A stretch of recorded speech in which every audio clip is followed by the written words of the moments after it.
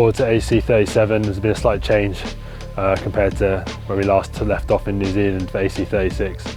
So the rule now states that we can use any part of the human body to power the boat, where previously we were forced to use our arms. So you'll see a lot of teams kind of looking at different ways to go, but I imagine a lot of teams will be going down the cycling route. So yeah, it'll be a bit of a different look for the grinders of old, and we welcome a new era of cyclors. Obviously the boats kind of from the outside look pretty similar. The rules haven't changed that much in terms of the boat, but they've taken a lot of weight out of the boat, and that comes in the form of a few less people on board, so we've lost a bit of power to the handles. So hence why the cycling becomes more and more important. So we're trying to get a bit more power out of the body and hopefully have the same amount of power going to the boat. This time it's looking like you're going to kind of want to keep the people in the same place on the boat, so less running around crossing sides. So being able to package up a bike and have it fixed in one place and have your cockpit and stuff is a kind of another iteration forward from AC36, where you saw a lot of people doing that anyway, but now it's going to be hopefully pretty slick, and you won't see much heads bobbing around, but you'll see lots of backs tucked away out the wind.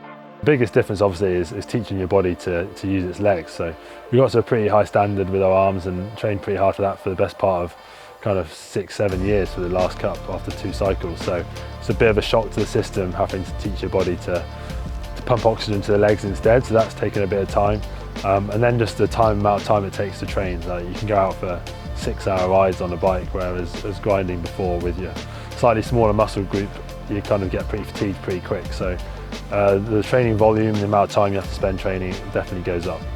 It's definitely different for sure. I mean, longer rides outside, seeing the countryside is pretty nice, definitely a bonus, and it's another challenge. It's a challenge where you kind of get used to being pretty good at what we were doing grinding wise, and then this kind of starts afresh, so it's new for everyone. But yeah, no, just loving getting involved, and having the link with the Grenadiers means that we've got some good wheels to chase there as well. So yeah, it's all been pretty exciting so far.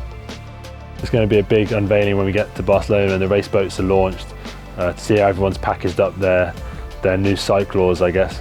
And for us as well, it's all that we're focused on now is kind of putting together the best, most efficient package we can to make sure the race boat's ready to go and we can put on a good performance when we get to Barcelona.